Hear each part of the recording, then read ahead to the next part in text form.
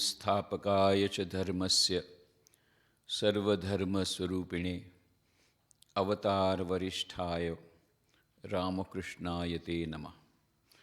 जननीं शारदां देवीं रामकृष्णं जगद्गुरुं पादपद्मे तयोः श्रित्वा प्रणमामि मुहुर्मुहुः। नमः श्रीयतिराजाय विवेकानन्दसूरये सच्चित्सुखस्वरूपाय स्वामिने तापहारिणे।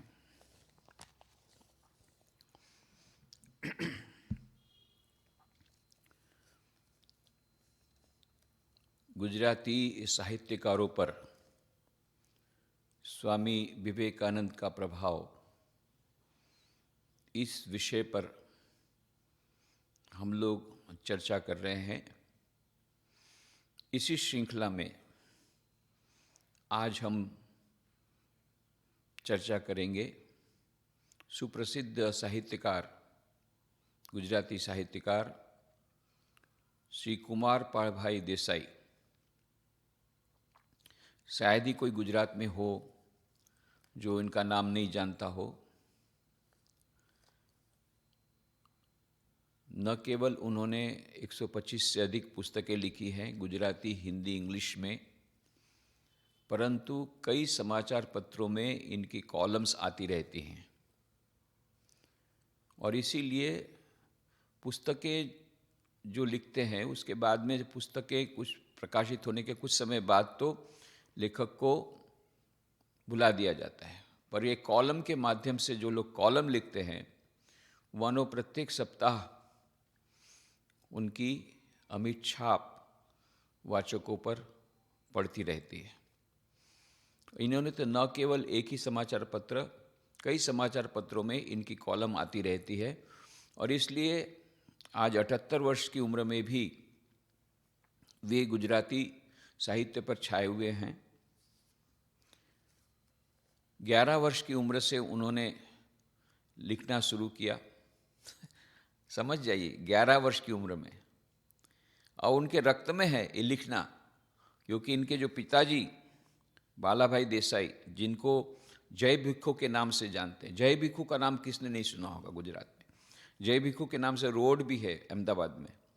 जय भिक्खू के नाम से कई संस्थाएं, कई प्रकार के कार्य होते रहते हैं। जय भिक्खू, ये जय भिक्खू, ये इनके पिताजी, उनका छद्म नाम जय भिक्खू। तो ये जय भिक्खू बहुत ही पॉपुलर थे, सुप्रसिद्ध लेखक थे और इनके सुपुत्र कुमारपाल देसाई तो स्वाभाविक है, उनके तो खून में ही है वो।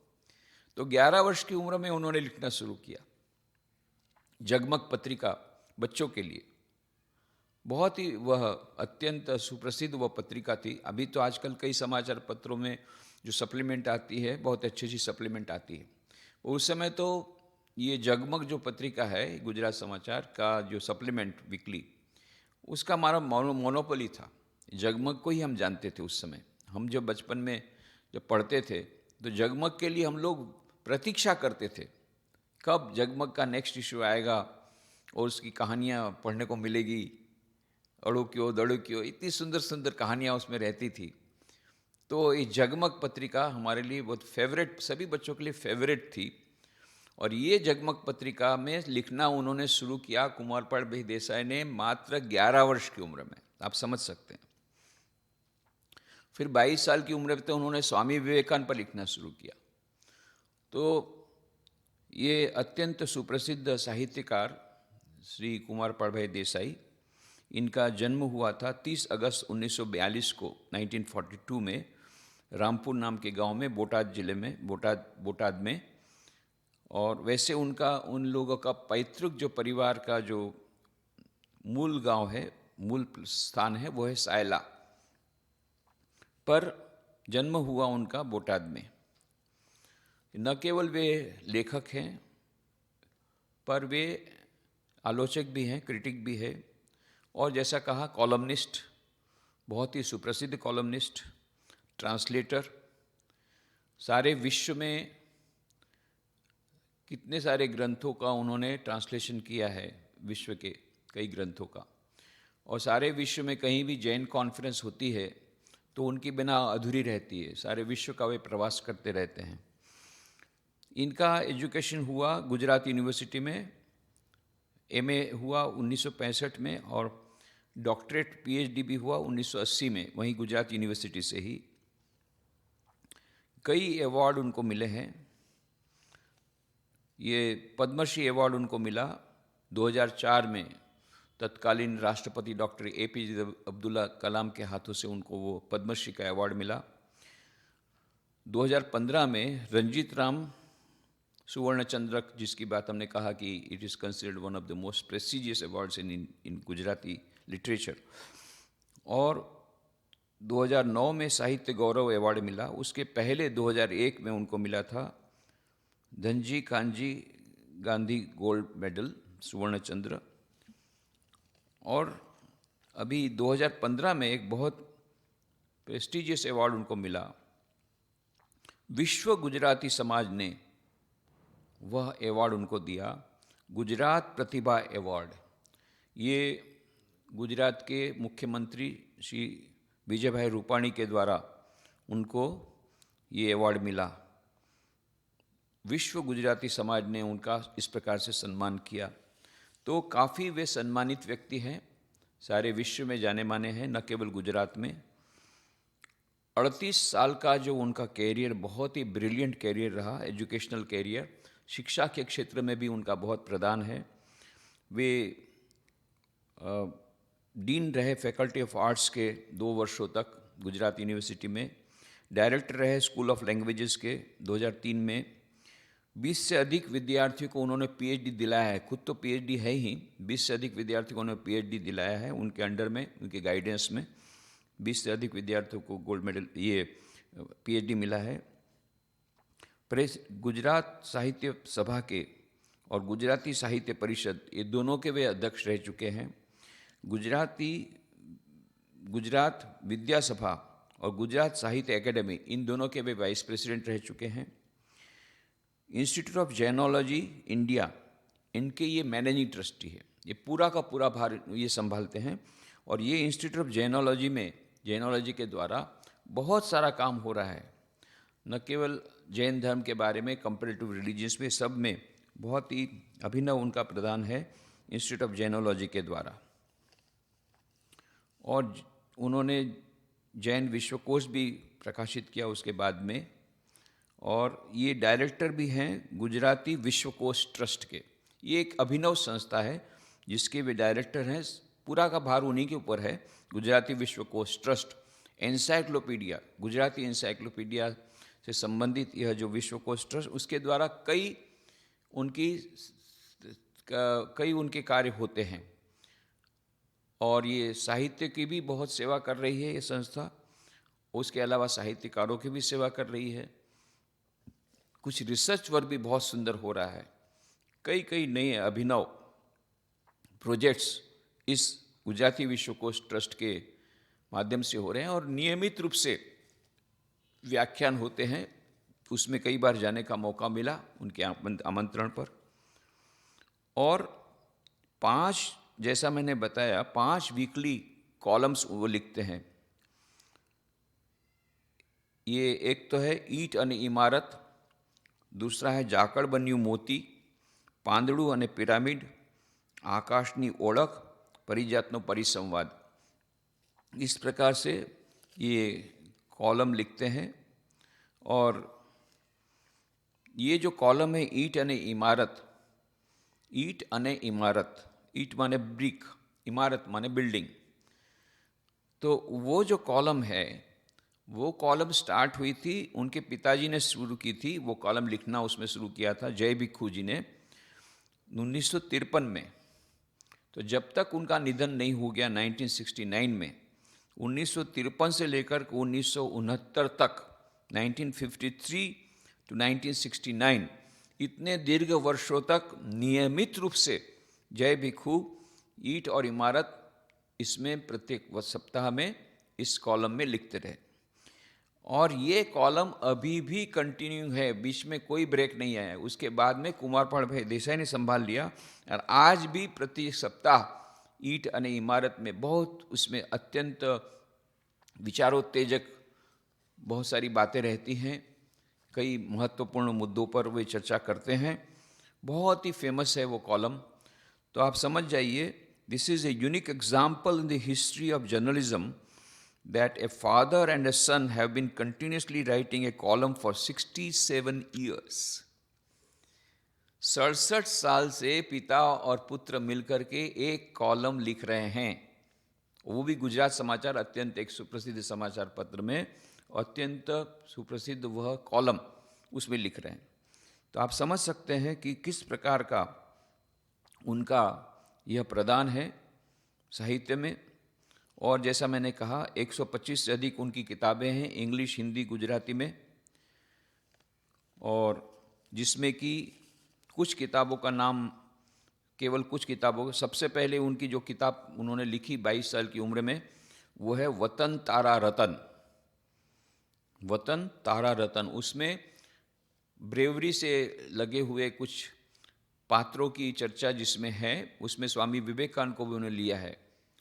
वतन तारा रतन, जैन विश्वकोश, महायोगी आनंद घन, इस पर तो उनका पीएचडी है, महायोगी आनंद घन पर इनका पीएचडी है। मंत्र मानवतानो, फिर बाल साहस, अनाहता, अपंग न ओजस, परमनो स्पर्श, जाकड़ भी ना मोती। फिर विरचंद गांधी की किताबों को उन्होंने संकलित किया है और संपादित किया है, जैसे कि the yoga philosophy, special writings of Virchand Gandhi, और unknown life of Jesus Christ by Virchand Gandhi. ये सब भी किताबों का उन्होंने, इंग्लिश किताबें हैं, उसका उन्होंने संपादन किया, संकलन किया। विरचंद गांधी, जैसा कि आप जानते हैं, विरचंद गांधी ये स्वामी विवेकानंद के साथ वहाँ पर प्रवचन देने के लिए गए थे, उनके साथी थे वहाँ शिकागो विश्व धर्म सभा में 1893 में। तो जैसे स्वामी विवेकानंद को तो बुलाया नहीं गया था, निमंत्रित नहीं किया गया था, कुछ मद्रासी भक्तों ने और कुछ लोगों ने यह इच्छा प्रकट की, तो अपने से वो गए थे, और बाद में यहाँ पर से किसी कोई संस्था ने उनको भेजा हो ऐसा तो नहीं है, बल्कि यहाँ तक कि जो कुछ हिंदू धर्म के जो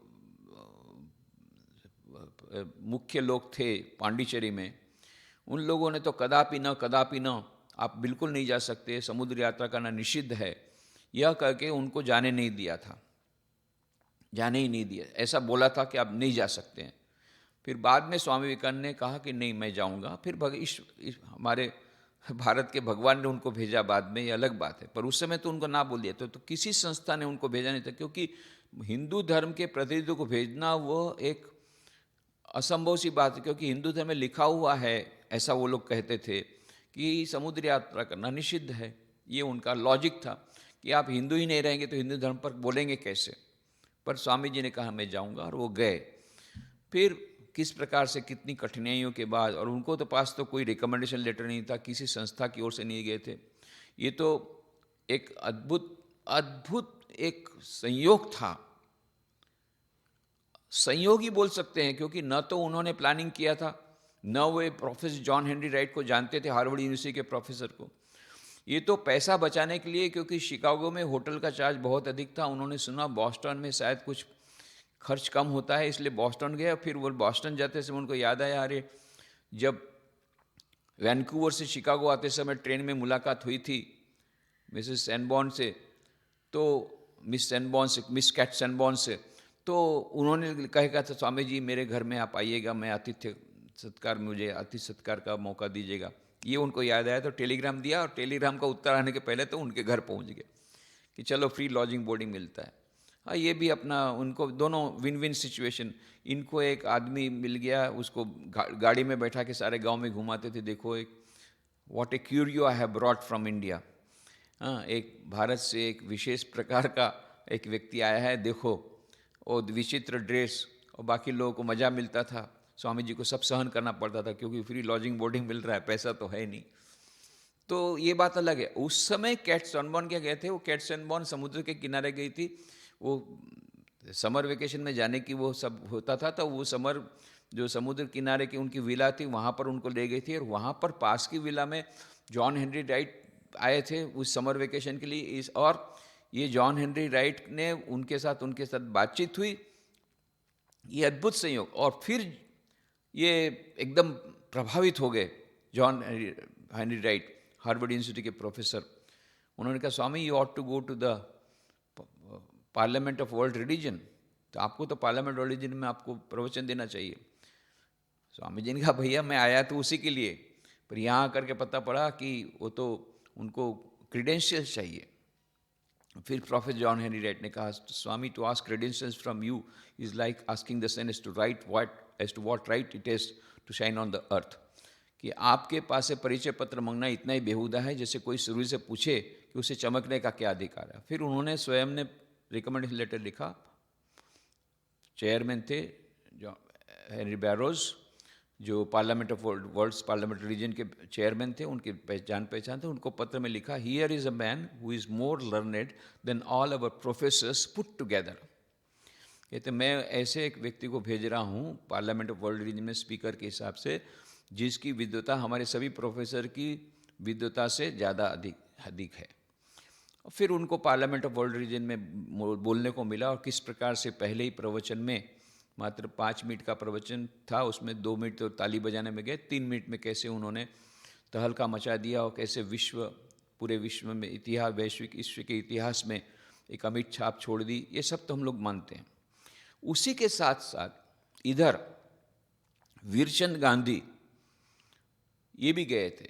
ऐसे तो मिला था निमंत्रण पत्र स्वामी आत्मानंद जी को, जैन धर्म के, जैन धर्म के प्रतिनिधि के रूप में आप आइए। तो आत्मानंद जी ने भी यही बात कही, सब लोगों ने कह रहे आप जाएंगे तो समुद्र यात्रा करना निषिद्ध है। तब क्या करते, तब उन्होंने वीरचंद गांधी को अपने प्रतिनिधि के रूप में भेजा। फिर बात अलग है कि वीरचंद गांधी भी जब वापस आए तो उनको भी जाति से च्युत कर दिया गया। उनके जो कम्युनिटी वाले थे कि आप जाति में, बाद में उनका शुद्धिकरण किया गया, उसके बाद में फिर उनको वापस लिया गया। ये सब बात की बात है। वो आप समझ सकते उस समय के ज़माने में कितनी संकुचितता थी। उस संकुचितता से को तोड़ करके ये स्वामी विवेकानंद और ये वीरचंद गांधी आए। वीरचंद गांधी ने भी बहुत ही प्रभावशाली प्रवचन दिए, वो भी बहुत फेमस हुए, वही कुछ दीर्घ काल तक वहाँ रह गए और उनके प्रवचन भी चारों ओर होते रहे। तो ये दोनों बहुत परम मित्र हो गए, क्योंकि दोनों को ही ये ऑर्थोडॉक्स क्रिश्चियन मिशनरी से बहुत सामना करना पड़ा, दोनों ही को वहाँ पर विरोध सहन करना पड़ा, दोनों ही को अपनी खुद के देशवासियों से भी विरोध सहन करना पड़ा कि भाई आप समुद्र यात्रा गए थे तो आप, फिर स्वामी विवेकानंद को दक्षिणेश्वर मंदिर में भी प्रवेश नहीं मिला बाद में आकर के, इधर इनको भी बाद में प्रवेश नहीं मिला, तो बाद में उनको शुद्धिकरण किया गया। तो ये दोनों एक दूसरे के परम मित्र बने, दोनों ने एक दूसरे को सहारा दिया वहाँ पर अमेरिका में। तो वीरचंद गांधी और ये कुमारपाल देसाई वहाँ पर से अहिंसा नाम की पत्रिका प्रकाशित करते हैं नियमित रूप से। फिर 1993 में जब स्वामी विवेकानंद के शिकागो विश्व धर्म सभा की शताब्दी थी, तो उन्होंने मुझे कहा था एक लेख लिखने के लिए, वीरचंद गांधी एंड स्वामी विवेकानंद। वो मैंने लेख भेजा था, उन्होंने छापा था। तो ये कुमारपाल देसाई से तो हमारा पुराना संबंध है। तो ये जो वीरचंद गांधी के बारे में बता रहे थे, वीरचंद गांधी वहाँ पर गए थे और इस प्रकार से अहिंसा नाम की पत्रिका में ये लेख मतलब छापने को मुझे कहा था। और इनका जो है किताबें, वो वीरचंद गांधी की किताब, मैंने कहा कि वीरचंद गांधी की जो इंग्लिश की किताब है वो इन्होंने खुद ने एडिट की है, कुमारपाल भाई देसाई ने। तो इस प्रकार से उनकी बहुत सारी किताबें हैं और 5 से अधिक उनके 5 का कॉलम उनकी नियमित रूप से प्रकाशित होती है समाचार पत्रों में। और बहुत ही सुप्रसिद्ध साहित्यकार हैं और सुप्रसिद्ध लेखक हैं, क्रिटिक हैं और भी स्पीकर भी हैं, कई जगह पर जाते हैं। हमारे यहाँ भी आए थे, तो हम लोगों ने यहाँ पर एक युवा सम्मेलन किया था, तब वो आए थे। और हमारे रामकृष्ण जोत गुजराती मंथली जो हमारी है उसमें भी हम जब भी कहते थे वो आर्टिकल भिजवाते हैं जब भी हम कहते हैं। और उनके एक आर्टिकल को तो हम लोगों ने इसमें एक पुस्तक आकार में भी प्रकट किया है, आधुनिक युवा वर्ग ने स्वामी विवेकानंद। ये पुस्तक जो है इसमें उनका लेख है, कुमारपाल भाई देसाई का, और भी कई लोगों का लेख है। युवानों ने आदर्श, बहुत अच्छा उन्होंने लेख लिखा है। कि आज के युवा वर्ग आदर्श से विच्युत हो रहे हैं, ये ठीक नहीं है। आदर्श भले कठिन हो, पर आदर्श को छोड़ना नहीं है। माउंट एवरेस्ट पे जाना कठिन है, but there is a glory in going to mount Everest. Difficult तो है। उसी प्रकार से आज की युवा पीढ़ी को कहते हैं कि ये जो इजी पाथ नहीं लेकर के कठिन पाथ लेने की हिम्मत होनी चाहिए। ये उनको स्वामी विवेकानंद के पास से वो हिम्मत उनको मिलेगी, ये साहस मिलेगा। ये सब बहुत सुंदर उन्होंने उस लेख में लिखा है। तो इस प्रकार से उनके साथ तो हमारा संबंध पुराना है, रामकृष्ण मिशन के साथ, और इनके जो लेखों में भी कभी कभी वे देते हैं। और जैसा कि बताया, 22 साल की उम्र में ही उन्होंने सबसे पहले जो पुस्तक प्रकाशित की अपनी, उसमें भी उन्होंने स्वामी विवेकानंद की कहानी दी है।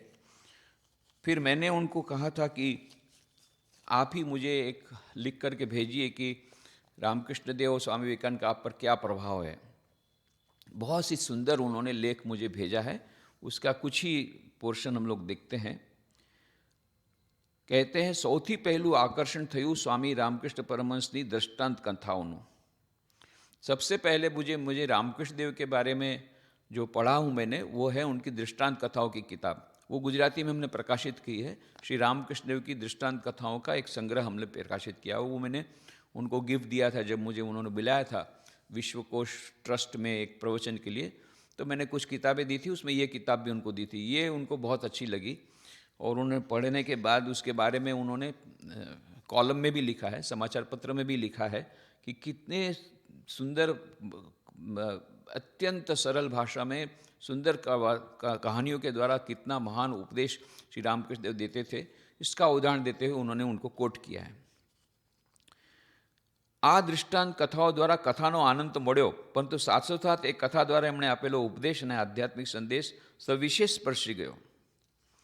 तो कहते हैं कि ये उनका कथा के द्वारा उनका जो उपदेश और आध्यात्मिक संदेश जो मिला, उससे विशेष प्रकार से मुझे बहुत ही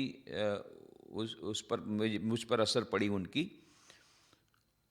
फिर कहते हैं कि उन्होंने जो अपने जीवन में जिस प्रकार से विभिन्न धर्मों की साधना करके सर्वधर्म समन्वय की जो बातें की थी, वो भी मुझे बहुत ही अच्छी लगी। फिर कहते हैं, स्वामी विवेकानंद विषय तो बाल्यवयથી જ ઘણું મોટું आकर्षण। जहाँ तक स्वामी विवेकानंद का संबंध है, बचपन से ही मुझे उनके प्रति बहुत आकर्षण था।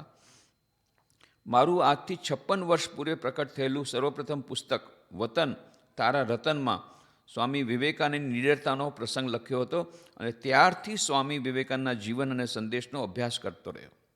कहते हैं कि आज से 56 साल पहले मैंने सर्वप्रथम पुस्तक लिखी थी, उनकी प्रथम पुस्तक। उनकी प्रथम पुस्तक, अभी 78 वर्ष की उम्र है, 22 वर्ष की उम्र में जब कॉलेज में थे तब उन्होंने पुस्तक लिखी, वतन तारा रतन। वतन माने भारत को कहते हैं, हे भारत। तारा रतन, रतन मतलब तुम्हारे जो रत्न जैसे, जो तुम्हारे रत्न जैसे व्यक्ति हैं। तो वतन तारा रतन, ये किताब का नाम, वतन तेरे रतन। तो इसमें स्वामी विवेकानंद की जो उनके साहस के संबंध में उन्होंने लिखा था, और बोलते हैं तब से स्वामी विवेकानंद का जीवन और संदेश, उसका मैं अध्ययन कर रहा हूँ। फिर कहते हैं, स्वामी विवेकानंदના વ્યાખ્યાનોના ગ્રંથો તો ઘણા વાંચ્યા, પરંતુ સાથોસાથ એમની કવિતા પણ ચિત્તાકર્ષક લાગતા स्वामी विवेकानंद की कविता विषय પણ एक लेख લખ્યો હતો। कहते हैं, स्वामी विवेकानंद के प्रवचन तो मुझे बहुत ही अच्छे लगे, पर साथ साथ में उनकी जो कविताएं हैं वो भी मुझे बहुत अच्छी लगी। इसलिए उनकी कविताओं के बारे में भी मैंने एक लेख लिखा था। और जब मैं कलकत्ता गया था उस समय मैंने ये सब स्वामी विवेकानंद से संबंधित सभी स्थलों की मैंने मुलाकात ली थी। मुझे बहुत आनंद मिला था। और फिर विशेष तो 1993 में 1993 में शिकागो विश्व धर्म सभा की शताब्दी के अवसर पर उनको विशेष निमंत्रण मिला था, कुमारपाल देसाई को। आपको याद होगा, हमने कहा था कि विश्व धर्म सभा की जब शताब्दी हुई तब शिकागो में ही ऐसा एक प्रयत्न किया गया कि फिर से उसको रिवाइव किया जाए, उस कमेटी को।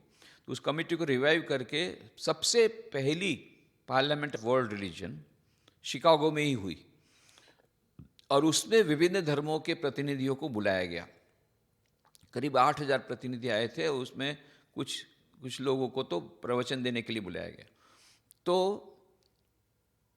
कुमारपाल भाई देसाई को जैन धर्म के ऊपर बोलने के लिए उनका विशेष निमंत्रण दिया गया था। तो वो कहते हैं 1993ની વિશ્વ ધર્મ પરિષદમાં વક્તવ્ય આપ્યા ગયો ત્યારે તો સ્વામી વિવેકાનંદના કેટલાય સ્મરણો ચિત્તમાં ઉગી નીકળ્યા. કલ્પના કરતો હતો કે વિશ્વ ધર્મ પરિષદમાં સ્વામી વિવેકાનંદ અને વીરચંદ રાઘવજી ગાંધી બંને એમના પોશાક, પ્રવચન અને પ્રભાવથી કેવા છવાઈ ગયા હશે. बोलते जब मैं गया 1993 में तो मेरे मन में सब समय मैं ये सोचता था कि आज से 100 साल पहले जब स्वामी विवेकानंद और वीरचंद गांधी दोनों अपनी अपनी विशिष्ट वेशभूषा में, वीरचंद गांधी ने भी पगड़ी पहनी थी और टिपिकल गुजराती ड्रेस पहना था, और इधर स्वामी विवेकानंद का ड्रेस हम जानते हैं, उनकी भी पगड़ी और इस प्रकार से, तो दोनों ने अपने ड्रेस के द्वारा और अपने प्रवचन के द्वारा, अपने व्यक्तित्व के द्वारा कैसा सब लोगों को प्रभावित किया होगा, इस कल्पना में मैं रहता था जब मैं गया 1993 में शिकागो में। और भी बहुत बातें उन्होंने की है। और फिर कहते हैं એમના વ્યાખ્યાનોના બે વિચારોએ ધર્મ વિશેના મારા ચિંતનને વિશેષ સમૃદ્ધ કર્યું છે. એમના લખાણોમાં મળતો आध्यात्मिक आळसू वेड़ा शब्द मैंने खूब स्पर्शी गयो. कहते हैं जो स्वामी जी ने कहा ना कि आध्यात्मिक आलस को दूर करना पड़ेगा, तमोगुण में से दूर करके पहले रजोगुण लाओ, बाद में सत्वगुण की बात जो करना, ये बात कहते हैं मुझे बहुत पसंद आ गई. कार्यनिष्ठा नेवे मूकीने आळस ने प्रमाद ने नामे धर्माचरण करनारो आ केवो मार्मिक जवाब आप्यो. आवा ज आळसू वेड़ाने कारणे आ देश गुलामीना बंधનમાં સપડાયો અને વિદેશીઓએ આક્રમણ કરીને આપણા पर जीत मेळवी. तो कहते हैं स्वामी विवेकानंद ने कैसे, वो डॉक्टर थे, उन्होंने तुरंत डायग्नोस कर लिया कि हमारे देश की सबकी ये जो उसका पतन हुआ उसकी जड़ कहाँ है. बोले हमने ये आलस्य को, प्रमाद को जब से ये प्रश्रय दिया और अपनी सच्ची आध्यात्मिकता को छोड़ दिया, तब जाकर के हमारा देश गुलाम हुआ और उसके बाद से पतन शुरू हो गया. और फिर दूसरा बोले, स्वामी विवेकानंद एक स्थळे કહ્યું છે आध्यात्मिक बनવું હોય तो फुटबॉल रमो. એમનું वाक्य मैंने खूब स्पर्शी गયું. बोलते हैं कि दूसरी बात जो मुझे अच्छी लगी कि उन्होंने कहा था कि पहले फुटबॉल खेलो. तो यह जो एक आध्यात्मिक बनने के लिए, एक सबल बनने की भी आवश्यकता है, एक नया कॉन्सेप्ट जो उन्होंने दिया एक संत होने के बावजूद, तो ये बोले ये मुझे बहुत अच्छा लगा. મૃત્યુના ભયથી સતત ગભરાયેલો ચહેરો રાખીને, હાસ્યને સદાકાળ માટે જીવન નિકાલ આપીને તથા નિષ્ક્રિયતાનો આંચળો ઓઢીને નીરસ રીતે જીવવાની પદ્ધતિને આપણે આધ્યાત્મિકતા માની બેઠા હતા, ત્યારે સ્વામી વિવેકાનંદ એ રેનેસાના સમયમાં માત્ર ભારતીય આધ્યાત્મિક ક્ષેત્રે જ નહીં, બલ્કि માનવ ઉત્થાનના પ્રત્યેક પાસાને ઉજાગર કરવાનો પ્રયત્ન કર્યો. પ્રેક્ટિકલ સ્પિરિચ્યુઅલિટીની એમની વિચારધારા ધર્મક્રાંતિ રૂપે જોવા મળી. बोले स्वामी विवेकानंद एक नई विचार थी जिसको हम बोल सकते हैं प्रैक्टिकल स्पिरिचुअलिटी, व्यावहारिक आध्यात्मिकता की बात जो उन्होंने कही आज बहुत ही आवश्यक है, और इसलिए मुझे उनकी सब बातें अच्छी लगती हैं.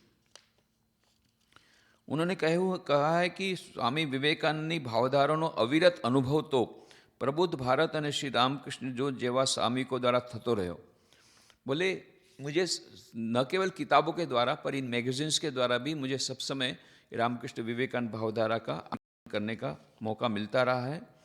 वड़ी आपत्ति वेळाना आ संस्थाना कल्याणकारोए सक्रिय लोकसेवानो स्पर्श आप्यो. और ये जो रामकृष्ण मिशन द्वारा जो डिज़ास्टर मैनेजमेंट, जो रिलीफ वगैरह होते हैं, उसकी भी खबर मेरे पास मिलती रहती है. उससे भी मैं अवाक हो जाता हूँ कि इतना अधिक सेवा कार्य इस संस्था द्वारा हो रहा है. उससे भी मेरा स्पर्श रहा. और फिर भक्तियोग, कर्मयोग और ध्यान योग धरावता स्वामीजीओनी सत्संग, प्रवचन और कार्योए स्वामी विवेकानंदनी चेतनाने वर्तमान युग में कार्यान्वित थती जोई. बोले स्वामी विवेकानंद तो 100 साल पहले बोल गए, 125 साल पहले, पर आज भी रामकृष्ण मिशन के सन्यासी लोग ये कर्मयोग, भक्ति योग, ध्यान योग को लेकर के उनके प्रवचन करते हैं, और स्वामी विवेकानंद के स्पिरिट को जो लाइव रखा है, उनकी चेतना को आज के युग में भी जो कार्यान्वित रखते हैं, इसके लिए बोले मैं काफ़ी प्रभावित हूँ. फिर कहते हैं आम स्वामी विवेकानंद ने कई विचारधाराए चित्त पर प्रभाव पाड्यो ते जोऊँ त्यारे उपनिषद और वेदांतનું સ્મરણ થાય, મૂલ્યનિષ્ઠ શિક્ષણ અને ધ્યેયનિષ્ઠ જીવનનું સ્મરણ થાય, જ્ઞાતિઓના ભેદભાવોમાંથી મુક્તિ અને પ્રજા કલ્યાણનું સ્મરણ થાય, ધર્મો વચ્ચેના ભાઈચારાનું સ્મરણ થાય. एक संक्षेप में मानो उन्होंने पूरा स्वामी विवेकानंद का संदेश दे दिया. बोले स्वामी विवेकानंद की विचारधारा में जब मैं सोचता हूँ कि मेरे चित्त पर स्वामी विवेकानंद के किस संदेश का प्रभाव ज़्यादा पड़ा है, तो पहला लगता है कि उपनिषद और वेदांत का जो उन्होंने बात बताई वो हमेशा उसका स्मरण होता है।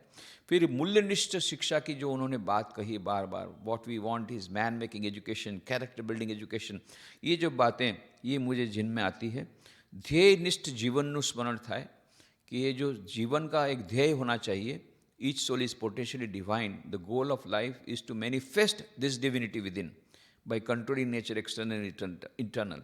प्रत्येक मनुष्य का जीवन में दिव्यता सुसुप्त रूप से विराजमान है और मनुष्य जीवन का लक्ष्य उस अंतर्निहित दिव्यता को अभिव्यक्त करने की है। ये जो बातें हैं ये बोले बहुत अच्छी लगी। अनेक ज्ञातिओना भेदभावों मुक्ति और प्रजा कल्याण स्मरण थाय, और ख़ास करके ये नाच जात के जो जाति जाति के भेदभाव इनको दूर करके सब समय मनुष्य में जो ईश्वर है उसकी सेवा करना without any discrimination about cast, creed, colour, religion, nationality, किसी भी प्रकार के भेदभाव के बिना सबकी सेवा करना, शिव ज्ञान से जीव सेवा करना, ये उनका संदेश मुझे बहुत अच्छा लगता है। और धर्मो धर्म वच्चेना भाईचाराना स्मरण था, जो बात स्वामी जी ने शिकागो धर्म सभा में की थी कि let us either if we do not survive together we will vanish together. यदि हम एक साथ भाईचारा के रूप में, भाई भाई के रूप में नहीं रह सकेंगे विभिन्न धर्मों के अनुयायी, तो फिर हमारा विनाश निश्चित है। एक साथ हमको विनाश नहीं प्राप्त करना है तो हमको एक साथ रहना पड़ेगा। ये बात उनकी बहुत अच्छी लगी। फिर अंत में बहुत ही सुंदर वाक्य बोलते हैं, ओह चित्तना कोई पण खूणे जाऊँ छूँ ત્યાં મને स्वामी विवेकानंद મળે છે। कितनी बड़ी बात उन्होंने कह दी। कहते हैं मैं चित्त के किसी भी कोने की ओर देखता हूँ तो मुझे वहाँ स्वामी विवेकानंद मिलते हैं। आप समझ सकते हैं कि इतने बड़े एक स्कॉलर, इतने बड़े राइटर, इतने बड़े विचारक, न केवल गुजरात के समस्त विश्व में भी उनका नाम है, ऐसे कुंवरपाल भाई देसाई ये कहते हैं कि प्रत्येक कोने में, या चित्त के प्रत्येक कोने में मुझे स्वामी विवेकानंद दिखते हैं। ये उनकी सबसे बड़ी, हम तो कहेंगे विवेकानंद जी के प्रति उनकी ये भावना है। तो आज थोड़ी देर पहले ही उनसे टेलीफोन में बातचीत हुई, वो थोड़ा सा हम सुन लें और फिर यहाँ समापन करेंगे।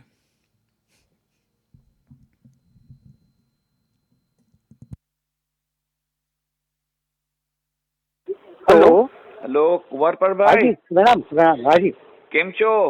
બસ આનંદ છે ને. અચ્છા, આપનો લેખ મળ્યો, બહુ સરસ લખ્યો છે. અરે આનંદ આવી ગયો, આનંદ આવી ગયો. બસ બસ બસ ના, આપણે તો રામકૃષ્ણ જ્યોતમાં છાપશું જ. આની પહેલા હા, પણ તો હા. આપણે બે ત્રણ લેખ આપણા લીધા છે અમે. હા છે મને ખ્યાલ છે હાજી હા, હા, અને હા. એક તો એમાંથી એક પુસ્તકાકારે પણ પાવ્યું છે. આપને અચ્છા. પુસ્તક મળી છે કે ખબર નહીં.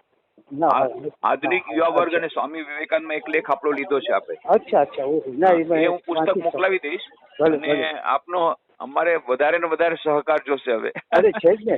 મારે એક આપણે પૂછ્યું હતું પેલું સ્વામી રામકૃષ્ણ પરમહંસની જયંતિ આવે છે હા હા એ મારી ઈચ્છા એવી હતી કે વિશ્વકોશ દ્વારા એક કાર્યક્રમ આપણે જો આપ મને ત્યાંથી રેકોર્ડ કરીને મોકલી શકો હા, તો આપણે આપીએ.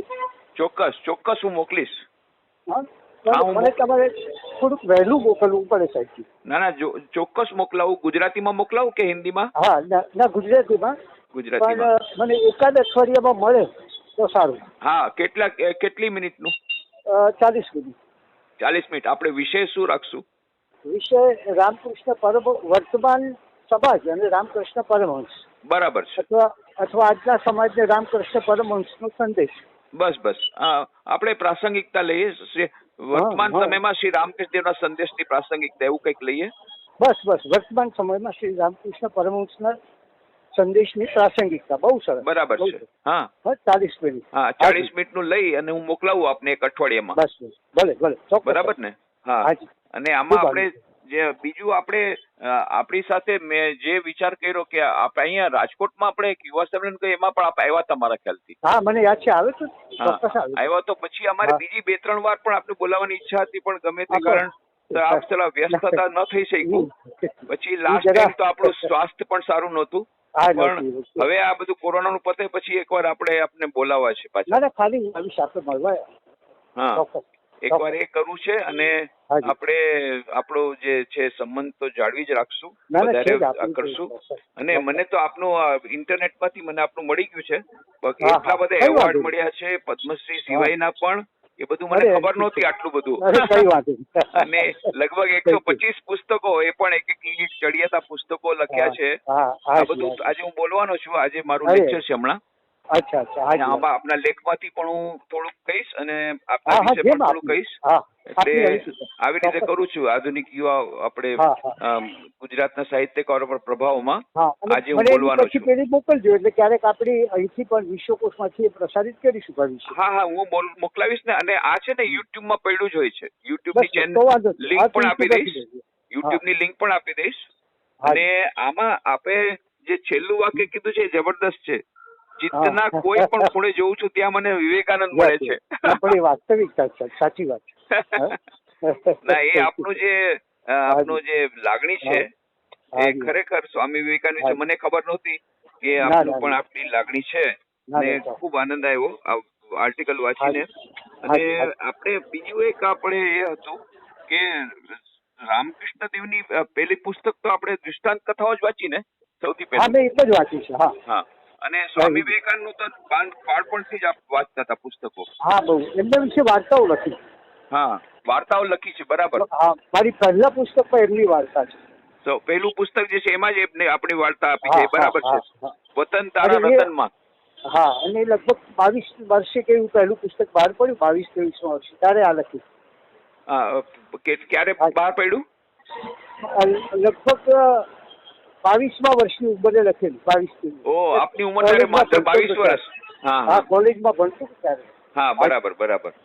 હા હમ. હા અને બરાબર. જૈન ધર્મ વિશે પણ આપનું બહુ ઊંડાણથી તો છે જ અધ્યયન. હા. પણ આપણે સ્વામી વિવેકાનંદનું પણ તમે આટલું વહેલું ના, પુસ્તક લખ્યું આપણા એના વિશે. હાજી એમાં હાજી લખ્યું હાજી. છે આપણે 56 વર્ષ પૂર્વે પ્રગટ થયેલું હા, પુસ્તક. બસ 56 વર્ષ છે. એટલે અત્યારે મને 78 થયા છે. હા, આજથી 56 વર્ષ પહેલા આપણે વતન હા તારા રતનમાં આપણે હા, લખ્યું છે. સ્વામી વિવેકાનંદનું વર્તન લખ્યું છે આપે. હાજી હાજી. ના ના, એટલે બહુ સરસ. 56 મને ખૂબ વર્ષનો મજા આવી સંબંધ કે છે મારો. આપને સ્વામી વિવેકાનંદ પ્રત્યે આટલી ભાવના છે. મને હા પહેલાથી ખબર હતી પણ આટલી બધી નહોતી ખબર. હાજી હાજી. હા હા, સરસ છે. બહુ હાજી. સરસ, ખૂબ આનંદ ગમે. આવ્યો. અને હાજી હાજી. આપણે આપણો સંપર્ક ચાલુ રહેશે. અને હું ચોક્કસ. પેલું હા, રામકૃષ્ણ ગમે દેવનું તો તે. મોકલાવી દઉં છું. અને હાજી હાજી. આની લિંક તો આજે જ રાતના મોકલાવી દઈશ આપને ભલે વોટ્સએપમાં. ભલે. હા, હાજી ભલે હાજી. ભલે. ખૂબ ખૂબ આભાર. ગમે. હાજી. ખૂબ આભાર. इस प्रकार हम देखते हैं अत्यंत मिलनसार व्यक्तित्व है। 78 वर्ष की उम्र में भी एकदम यंग मैन के समान, एकदम युवक के समान सब कार्य करते हैं। सब समय उत्साह से भरपूर और कितनी सारी संस्थाओं में जुड़े हुए हैं। यहाँ तक कि कुछ कुछ समाज सेवी संस्थाओं में भी जुड़े हुए हैं। न केवल साहित्य की संस्थाओं से जुड़े हुए हैं, न केवल साहित्य की सेवा कर रहे हैं, परंतु international director of I care foundation भी हैं और ट्रस्टी हैं अनुकंपा ट्रस्ट और सुलभ health and heart care centre. ऐसी संस्थाओं में भी वे कार्यरत हैं। तो सतत कार्यशील हैं। न केवल साहित्य के क्षेत्र में 5-5 कॉलम लिखना सप्ताह में, उसके उपरांत इतना सारा सेवा का कार्य करना, उसके उपरांत ये गुजराती विश्व ट्रस्ट वगैरह संस्थाएं तो वो अकेले हाथ ही चला रहे हैं। इतना सारा कार्य कर रहे हैं, हमेशा प्रफुल्लचित रहते हैं, आनंद में रहते हैं और फुल ऑफ एनर्जी, उत्साह से भरपूर। ऐसे विरल व्यक्तित्व कुमारपाल देसाई के प्रति हम श्रद्धा अर्पण करते हैं और ऐसी आशा रखते हैं ईश्वर के आशीर्वाद उन पर बने रहें, उनका स्वास्थ्य बना रहे और भी वे इस प्रकार से गुजराती साहित्य की सेवा करते रहें और श्री रामकृष्ण विवेकानंद भावधारा में भी उनका प्रदान चलता रहे। ऐसी ईश्वर के चरणों में प्रार्थना करते हुए हम यहाँ समापन करते हैं। ओम शांति शांति शांति। हरि ओम तत्सत। श्री राम कृष्णार्पणमस्तु।